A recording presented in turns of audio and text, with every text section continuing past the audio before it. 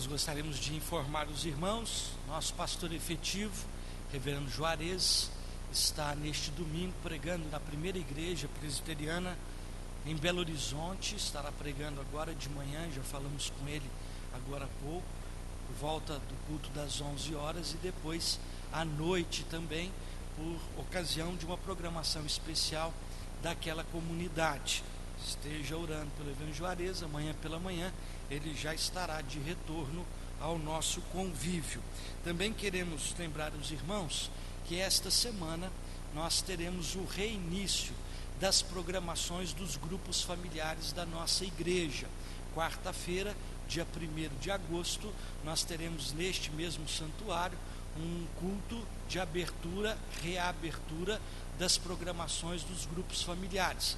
Você que participa de um grupo familiar, desde já é convidado, é convocado a participar conosco desta programação de reabertura dos nossos trabalhos durante o segundo semestre. Você que ainda não participou de um grupo familiar, muita gente diz assim: pastor, não dá para sair à noite para a gente fica complicado.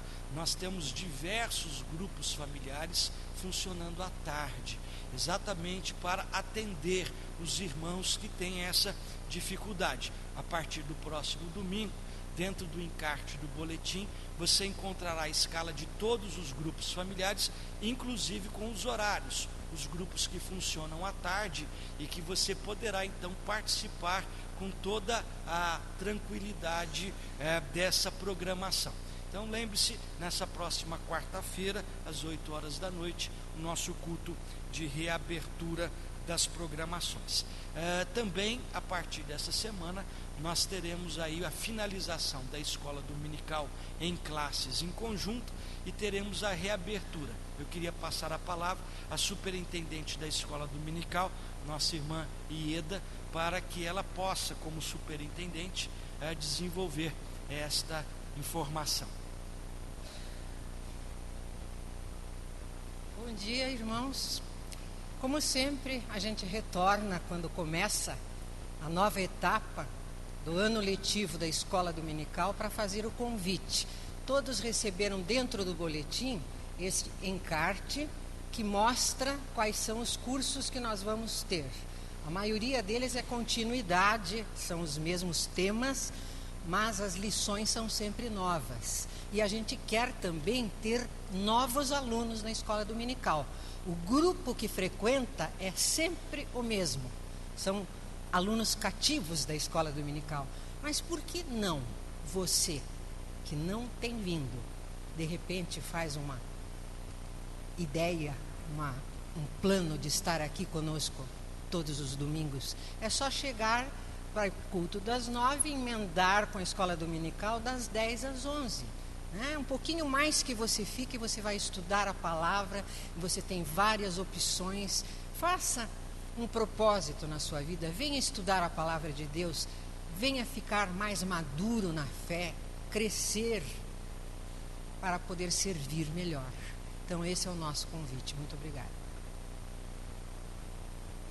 Você que participa conosco deste culto das 9, permaneça logo depois para a aula em conjunto da escola dominical aqui ainda no templo. Nessa manhã nós queremos conhecer as pessoas que nos visitam pela primeira vez. Você que está conosco pela primeira vez, nós gostaríamos de conhecê-la. Aqui nós temos uma irmã. Seja bem-vinda, viu? Deus te abençoe. Há mais alguém conosco pela primeira vez? Alguém conosco? Os diáconos estão compartilhando uma lembrança. Dentro dessa lembrança tem uma ficha para que a gente possa entrar em contato com você. Seja bem-vindo, volte outras vezes. Ato contínuo do nosso culto. Abra sua Bíblia comigo. Livro do profeta Isaías, capítulo 1, versículos 18 a 20. Livro do profeta Isaías, capítulo 1, versículos 18 a 20. Diz assim a palavra do Senhor: Vinde, pois, e arrazoemos, diz o Senhor.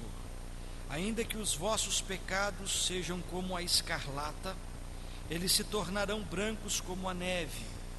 Ainda que sejam vermelhos como o carmesim, se tornarão como a lã. Se quiserdes e me ouvirdes, comereis o melhor dessa terra. Mas se recusardes e fordes rebeldes, sereis devorados à espada, porque a boca do Senhor o disse. Teremos nesse instante um momento de recolhimento espiritual. O convite do profeta Isaías é que, à medida que nós confessamos os nossos pecados, Deus purifica a nossa vida. E a metáfora usada, a simbologia usada, é que os nossos pecados, ainda que sejam vermelhos, se tornarão brancos como a neve, lavados no sangue de Cristo Jesus. Feche os seus olhos, curve a sua fronte. Vamos ter um momento de oração silenciosa.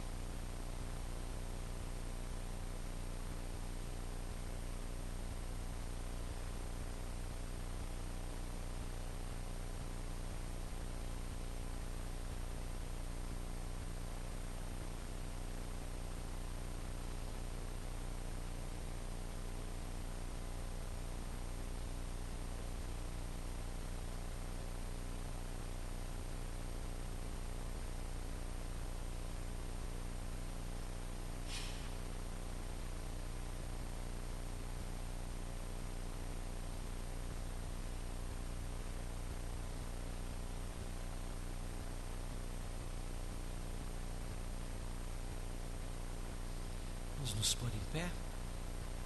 Estenda as mãos à pessoa que está do seu lado. Nós te bendizemos por essa manhã e nesse instante de quebrantamento e de recolhimento espiritual.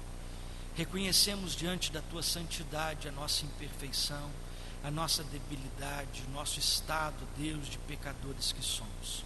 Não há um justo sequer, não há um sequer, ó Deus, que sem a tua graça possa procurar a tua face. Por isso, nesse instante, reconhecemos essa situação, clamamos, ó Deus, pelas tuas misericórdias, para que o Senhor, ó Deus, purifique o nosso coração, a nossa mente, lave-nos, ó Deus, completamente das nossas iniquidades, torna-nos, ó Deus, cada vez mais pessoas santas e dignas diante da tua presença, na obra, no mérito, no sangue de Cristo Jesus, que nos ensinou nesta manhã orarmos e dizermos: Pai nosso que estás nos céus, santificado seja o teu nome, venha o teu reino, seja feita a tua vontade, assim na terra como nos céus. O pão nosso de cada dia nos dai hoje, perdoa as nossas dívidas, assim como nós perdoamos aos nossos devedores. Não nos deixes cair em tentação, mas livra-nos do mal, pois teu é o reino, o poder e a glória para sempre. Amém. Sentamos.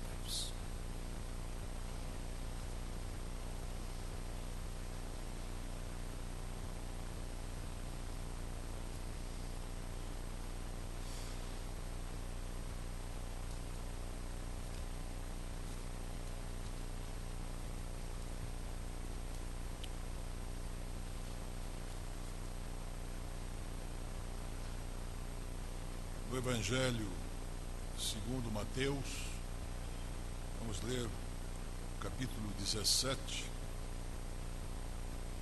versículos 24 a 27. Tendo chegado a Cafarnaum, dirigiram-se a Pedro os que cobravam o imposto das 2 dracmas e perguntaram: Não paga o vosso mestre as 2 dracmas? Sim, respondeu ele. Ao entrar Pedro em casa, Jesus se lhe antecipou, dizendo: Simão, que te parece? De quem cobram os reis da terra impostos ou tributo? Dos seus filhos ou dos estranhos? Respondendo Pedro: Dos estranhos. Jesus lhe disse: Logo estão isentos os filhos. Mas para que não os escandalizemos, vai ao mar, lança o anzol, e o primeiro peixe que fisgar, tira-o, e abrindo-lhe a boca, acharás um estáter. Toma-o e entrega-lhes por mim e por ti. É um trecho muito curioso, esse que nós vemos referido aqui no Evangelho de Mateus. Há um outro em que Cristo fala assim, quando é cobrado, diz: dai a César o que é de César, quando ele mostrou a moeda que tinha a efígie do imperador. As pessoas tinham que pagar o imposto, cada pessoa tinha que pagar um imposto, e Jesus não se escondeu dessa exigência, mas resolveu de uma maneira impressionante, mágica, não é mágica, milagrosa. Mandou Pedro pescar um peixe. Quem é que podia imaginar que dentro daquele peixe estaria uma moeda? Mas Jesus sabia. São coisas que nós não podemos explicar, mas que estão guardadas para a nossa meditação aqui na Bíblia. E nas coisas que Cristo faz em nossa vida também há maravilhas escondidas. Às vezes nós encontramos riquezas onde nós não imaginamos. Nós encontramos bênçãos até mesmo no sofrimento, na adversidade. Mas Jesus mostra o seu poder, a sua sabedoria, quando manda Pedro fazer aquele ato tão estranho. Vai pescar, abre o peixe e lá você vai encontrar um estáter, que era uma moeda com uma dracma, moeda daquele tempo. Deus nos abençoa de todas as maneiras. E como agradecimento, nós damos uma parte daquilo que Ele nos dá. E é isso que, para o sustento da igreja, se faz. Vamos pedir aos nossos irmãos diáconos, enquanto nós cantamos o hino de número 10, que procedam ao recolhimento dos dízimos, ofertas e compromissos.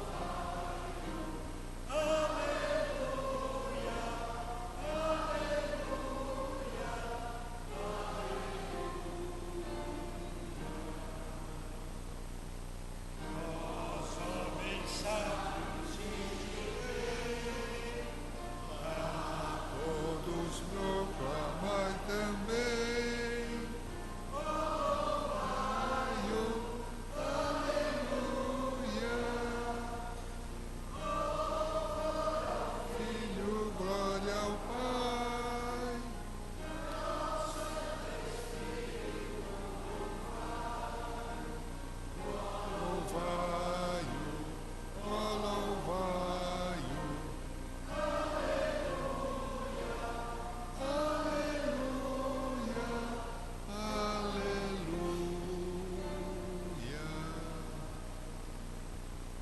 Senhor, nosso Deus, nosso Pai, que nos abençoas de todas as maneiras, nós agradecemos o sustento, o abrigo, o vestuário e muitas outras bênçãos que Tu nos dás.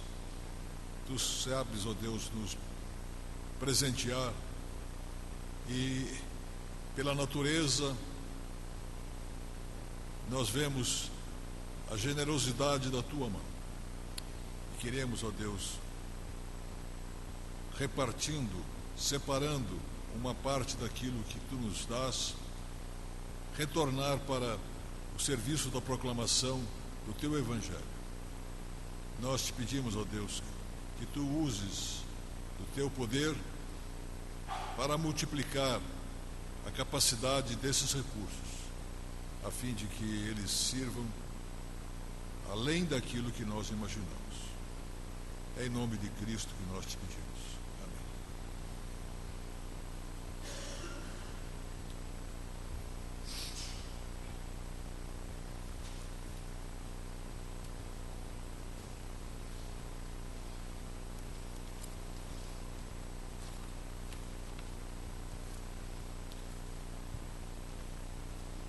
Para a nossa meditação, gostaria de convidar a atenção dos irmãos e irmãs para a leitura do Evangelho de São João, capítulo 18, versículos 33 em diante.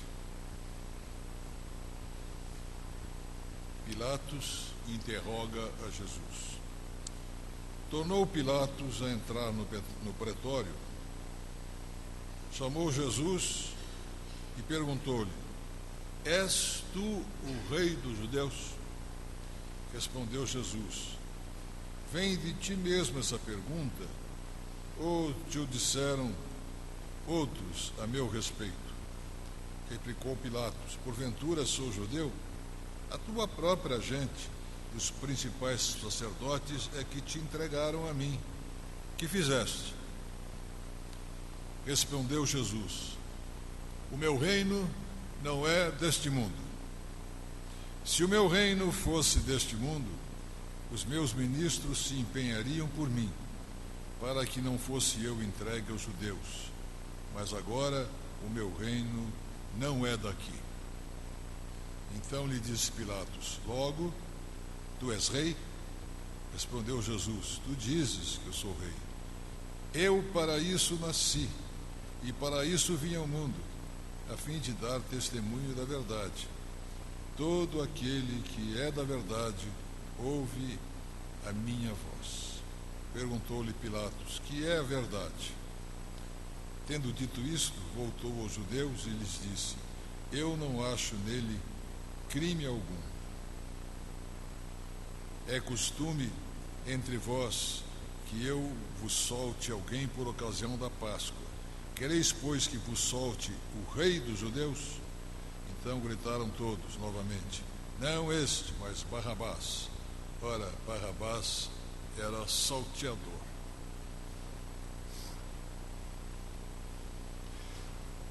Nesta meditação que se encontra no frontispício, na frente do nosso boletim, há esse título: O Evangelho do Reino. O Evangelho do Reino. São duas palavras que merecem a nossa atenção.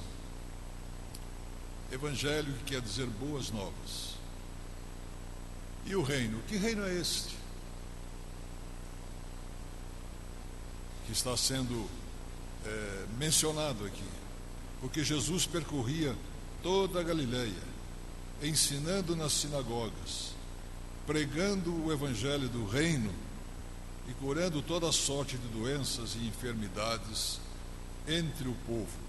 As suas atividades, as atividades de Jesus, se centralizavam na proclamação do reino.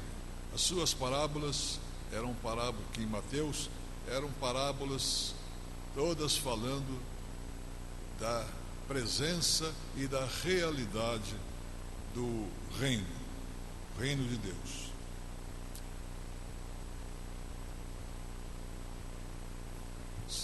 Se eu perguntar para vocês aí se vocês conhecem algum reino, muita gente vai lembrar: eu conheço o reino da Rainha Elizabeth, o reino da Inglaterra. Outro vai dizer: eu conheço o reino da Espanha, o rei da Espanha.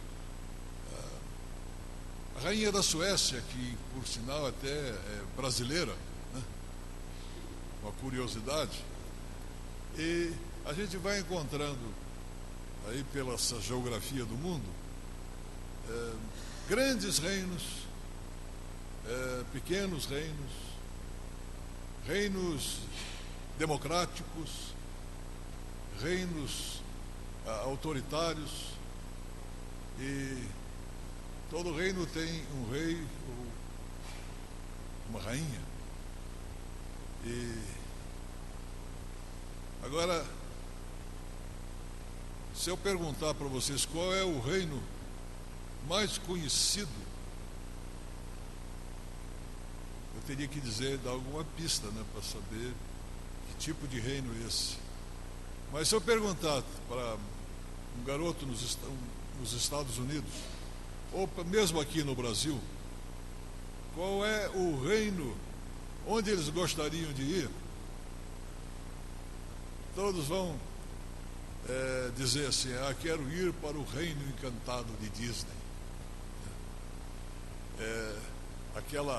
Aquele reino de faz de conta, aquele reino de mentirinha, né, que está lá na Flórida, e outro pedaço dele que começou lá na Califórnia, e parece que em Paris também tem um, não sei se tem mais em uma edição do reino de Walt Disney, mas esse reino é muito conhecido, muito popular. Só por curiosidade, aqui, quem é que já esteve lá no reino do Walt Disney? Bastante gente. Eu já estive 5 vezes. É bom a gente se divertir, porque uma vez eu fui porque queria conhecer, como acontece com as meninas hoje, vão fazer 15 anos, e às vezes a opção que é colocada é: o que você quer? Quer uma festa ou quer ir para Disney? Pergunta a resposta das minhas netas, né? As duas que fizeram 15 anos escolheram conhecer o reino da magia, o reino mágico de Walt Disney, onde tudo é muito limpinho, é muito arrumadinho, bem organizado, divertido, não tem briga, não tem nada, funciona tudo bem. Que reino maravilhoso! Que bom que a terra toda fosse esse reino, né? Mas não é, né? Aquele é um reino criado para explorar isso que a gente tem, que se chama fantasia. Todo mundo fica fantasiando, né? E fantasiando um lugar utópico, porque utopia é um lugar que não existe, mas um lugar utópico onde as coisas são sempre bonitas, onde todo mundo é divertido, onde a gente brinca, e o objetivo de tudo é a diversão. Mas vamos deixar um pouco de lado o reino encantado de Walt Disney e falar de um outro reino, esse reino que Jesus está falando aqui. Diferentemente do reino de Disney, esse outro reino não é um reino de faz de conta, não é um reino de mentirinha, Diferente do reino de Disney, não é um reino que você vê.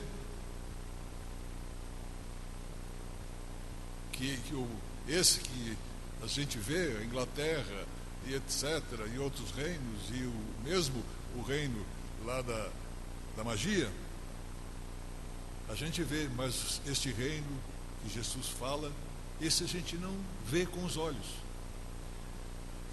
Diferente do reino do Disney, que um dia vai desaparecer, vai acabar, porque tudo acaba neste mundo. Este reino de Jesus é um reino para sempre. Esse não é o reino mágico.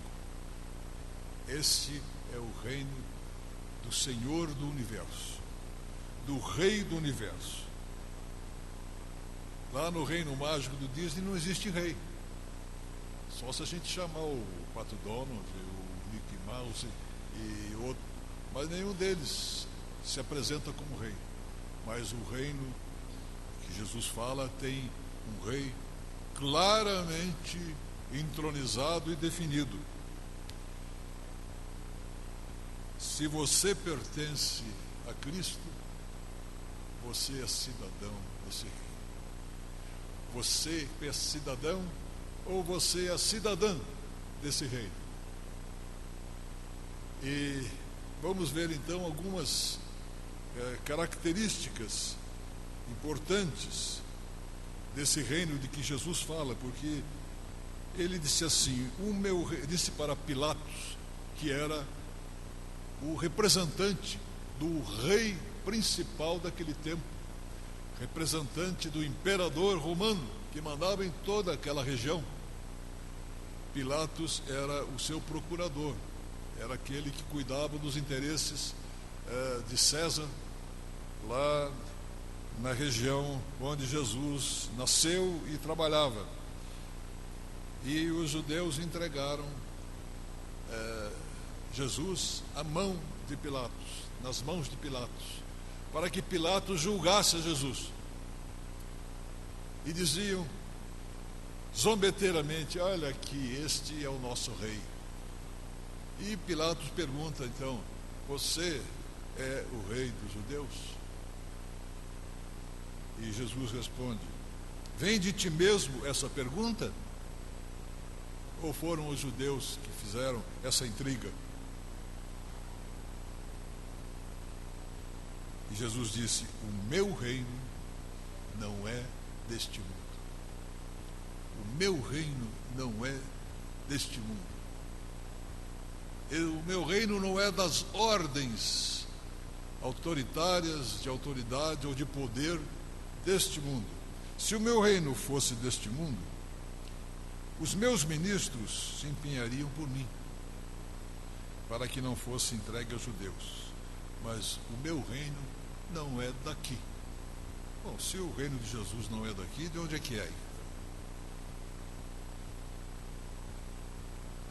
Vamos falar sobre a realidade do reino. Em primeiro lugar, para muita gente, o reino de Deus não é realidade.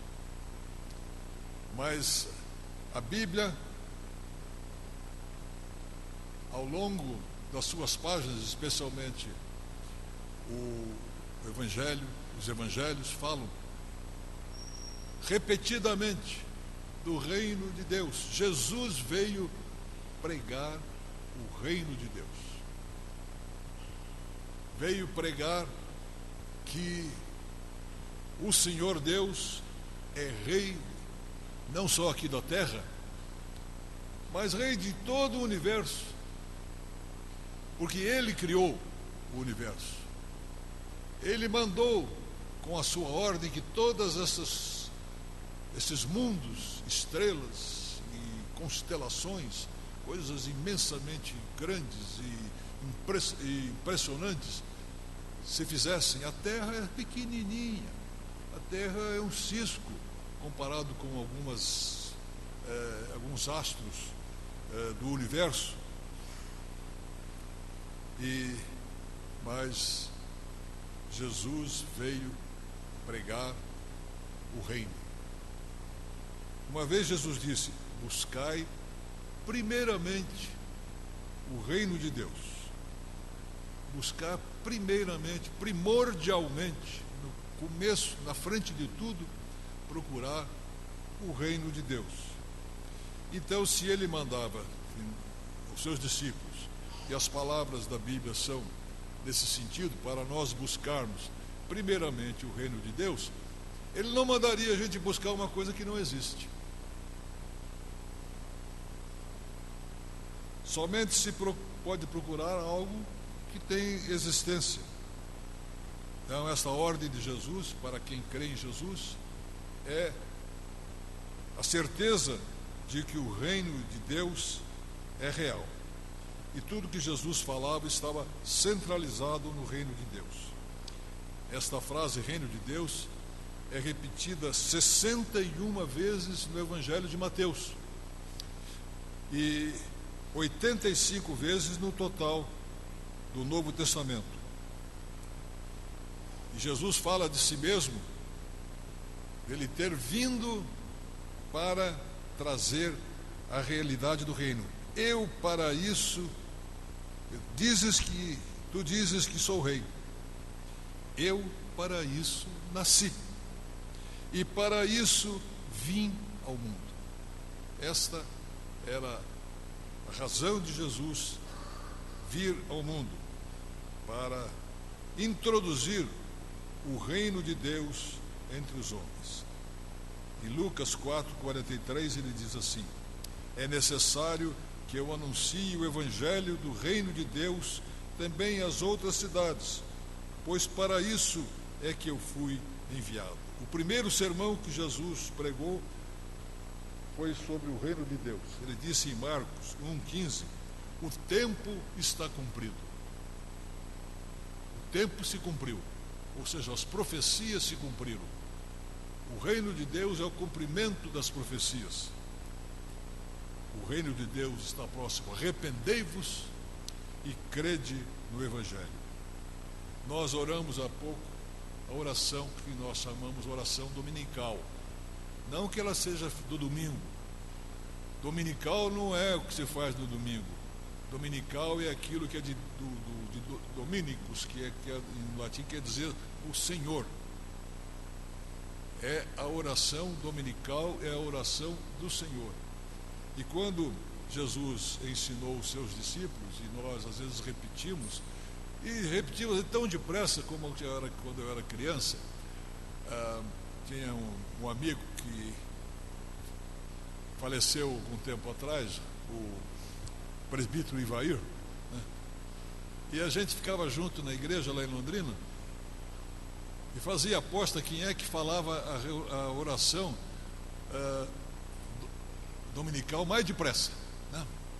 Coisa de criança. Mas muitas vezes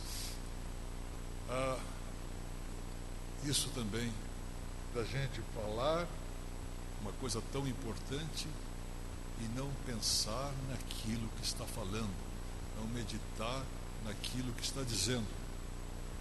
Pai nosso que estás nos céus, santificado seja o teu nome. Venha o teu reino.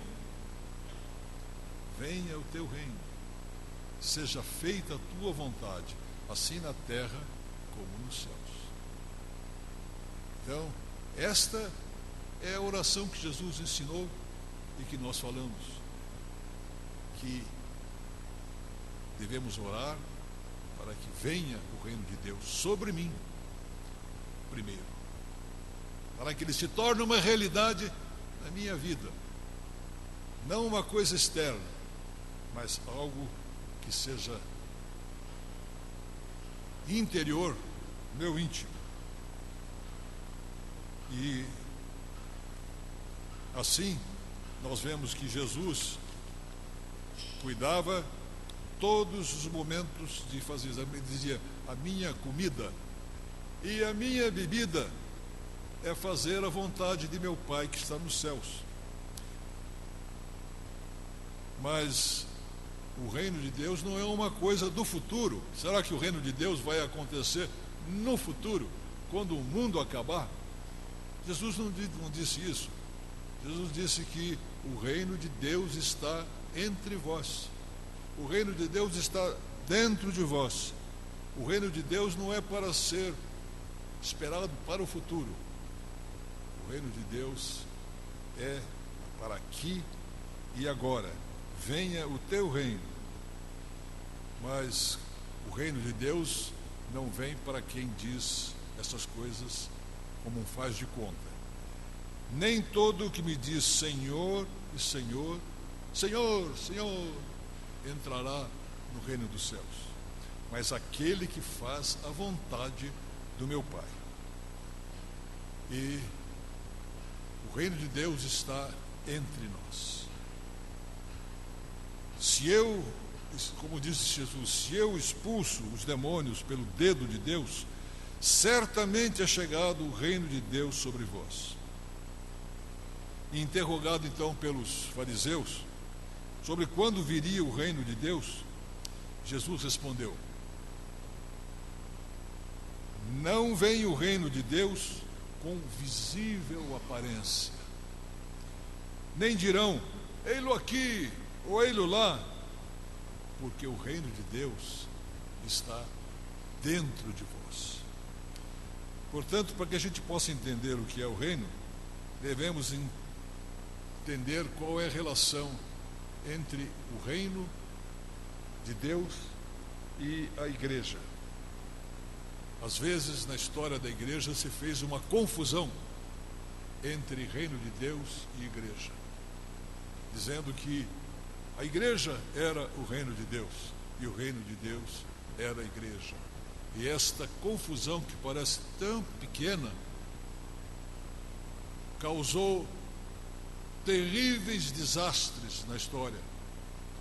Já ouviram falar das cruzadas, não?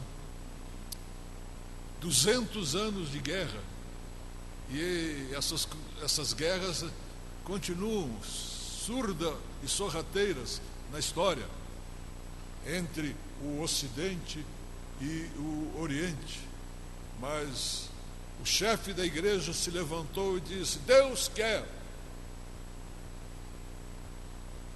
que nós façamos a sua vontade, e a sua vontade é que o povo se armasse, os reis e os nobres se armassem e fossem combater aqueles que haviam tomado o túmulo de Jesus em Jerusalém e a igreja do Santo Sepulcro. E isto causou guerras que se desenrolaram por quase 200 anos na Europa, no Oriente. Mas a missão da igreja não é ser o reino. A missão da igreja é testemunhar o reino. Será pregado o evangelho do reino por todo o mundo para testemunho para as nações. Então, para a igreja, que somos nós, a preocupação é o reino.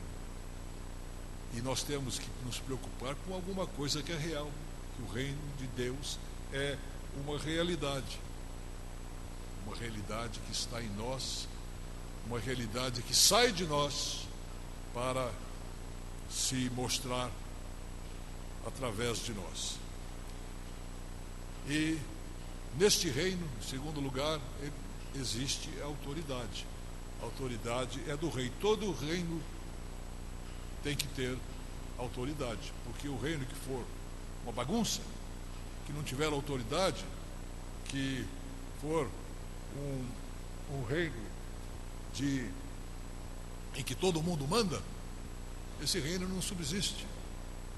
E da mesma forma, o reino de Deus tem a sua autoridade no dono do universo, no rei do universo. Nós não estamos falando de um reino que tem território com planícies, vales, rios, montanhas, mas de uma esfera de influência. O reino de Deus cria esta esfera de influência.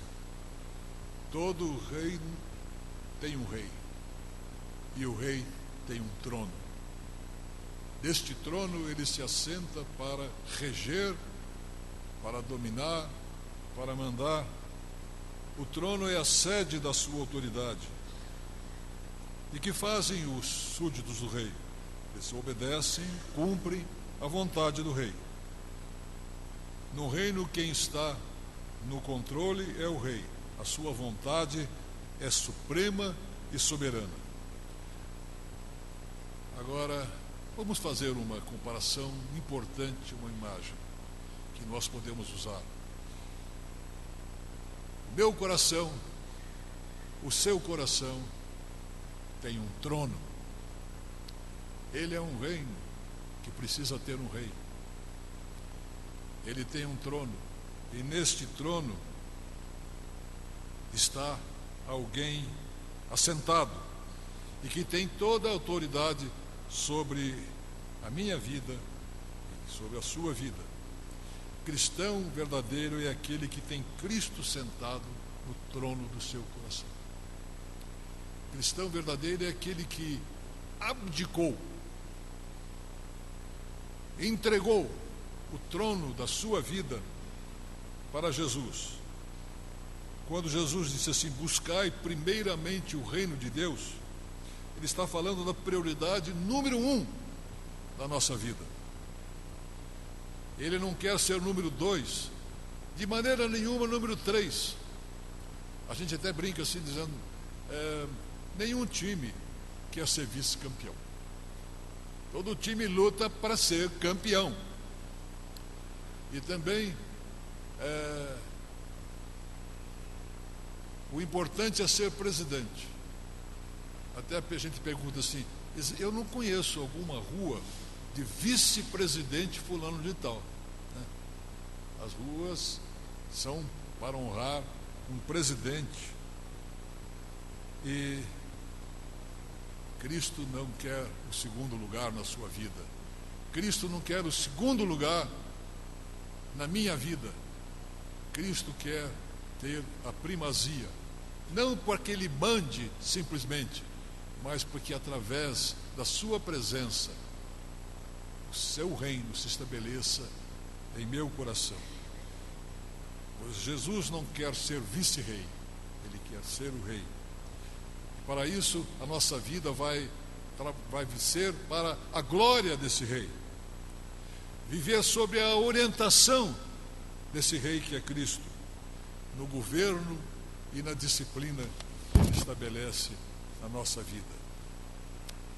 E, em terceiro lugar, nós temos que evidenciar a justiça do reino. Jesus falou assim: buscai o reino de Deus e a sua justiça, e todas as demais coisas serão acrescentadas.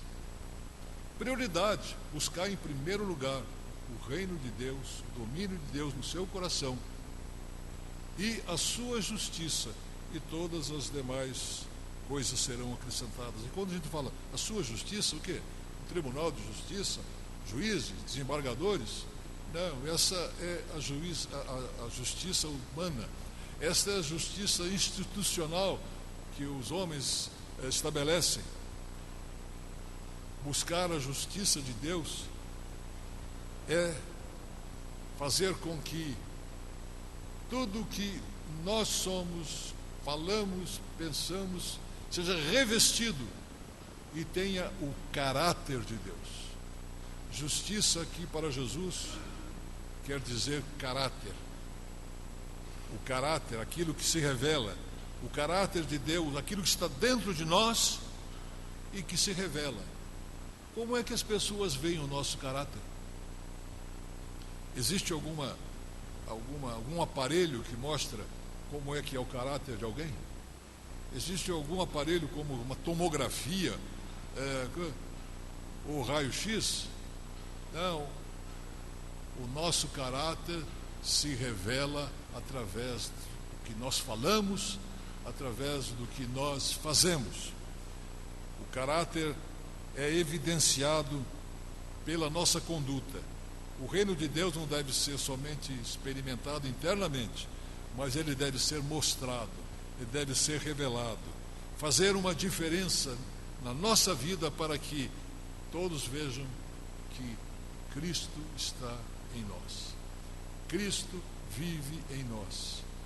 e que o caráter de Cristo cada vez mais se revele no nosso ser, na nossa maneira de ser, na nossa vida, no nosso caráter. E para que nós possamos então ouvir dele aquelas palavras: bom está, servo bom e fiel, foste fiel no pouco, sobre o muito te colocarei. E em quarto lugar é que nós devemos mostrar ao mundo quem é o rei. Como Jesus veio aqui dizer, ele veio mostrar quem era o rei do mundo. Não era César, o imperador romano, não era um imperador dos outros reinos que existiam na época. O rei deste mundo que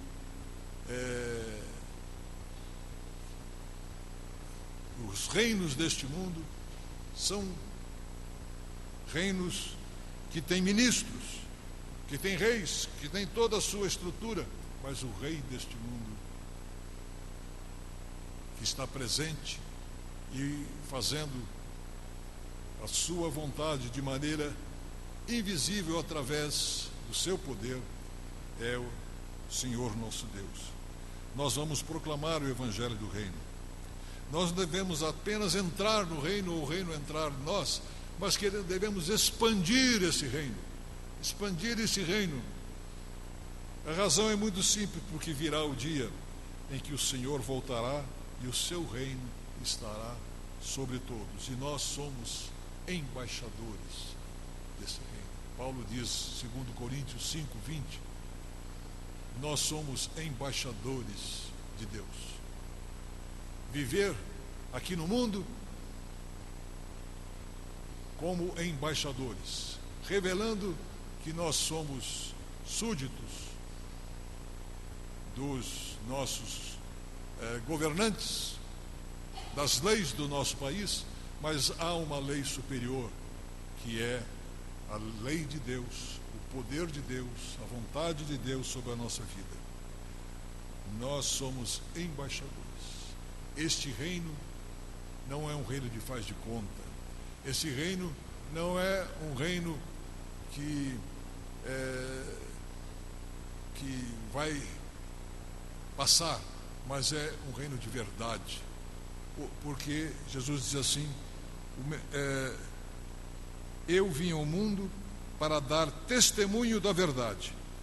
Todo o que é da verdade ouve a minha voz. E Pilatos perguntou, o que é a verdade? Ele não ouviu a voz de Jesus. Por isso que ele perguntou, o que é a verdade? Ele estava apenas querendo a teoria, mas não a aceitação, não a obediência. Porque ele não era da verdade, ele não ouviu a voz de Jesus falar ao seu coração.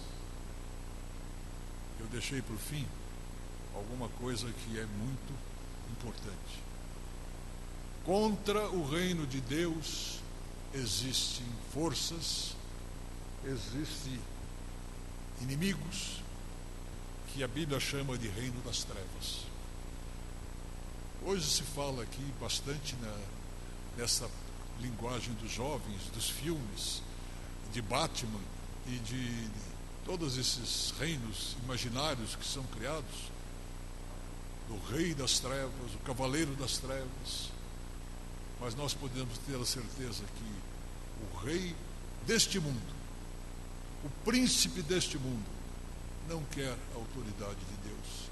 Ele quer lutar contra a autoridade de Deus, mas o reino como deste mundo está condenado.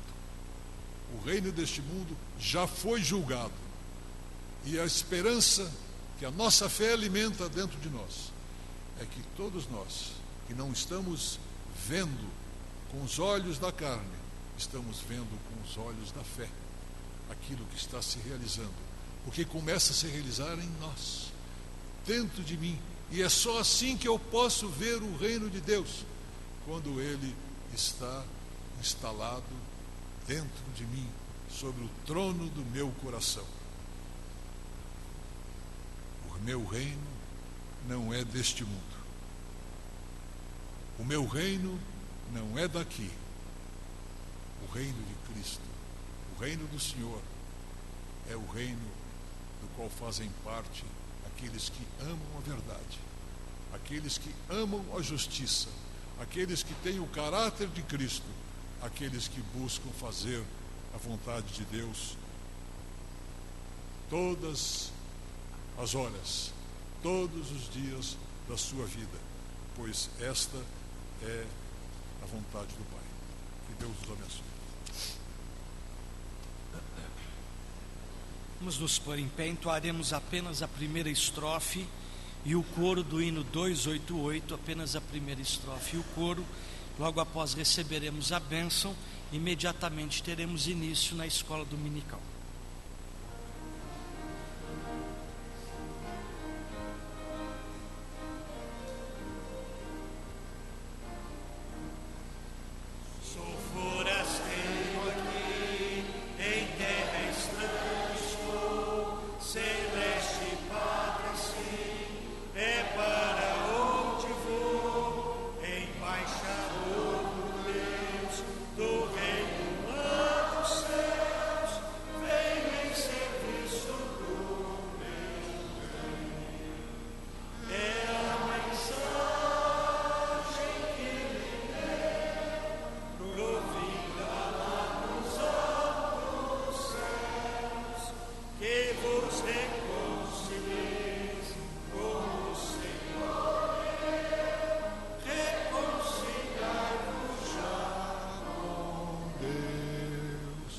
Senhor nosso Deus, nosso Pai, nós queremos declarar que Tu és o Rei da nossa vida.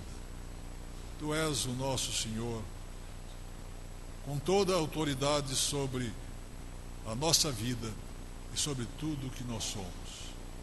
E queremos, ó Deus, que esta afirmação seja uma afirmação verdadeira, real, leal, justa sobre a nossa vida.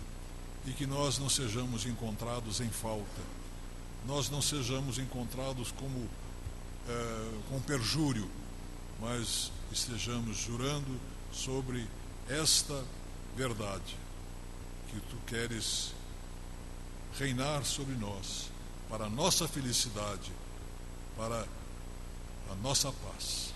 Abençoa o Teu povo aqui e em toda a face da terra, pois nós queremos que o Teu reino se estabeleça sobre todos aqueles que amam a verdade e em Cristo Jesus. E é em nome dele que nós oramos e agradecemos. Amém. E a graça maravilhosa do Senhor Jesus, o amor de Deus nosso Pai e as santas consolações do Espírito Santo estejam sobre nós, hoje e todos os dias da nossa vida. Amém.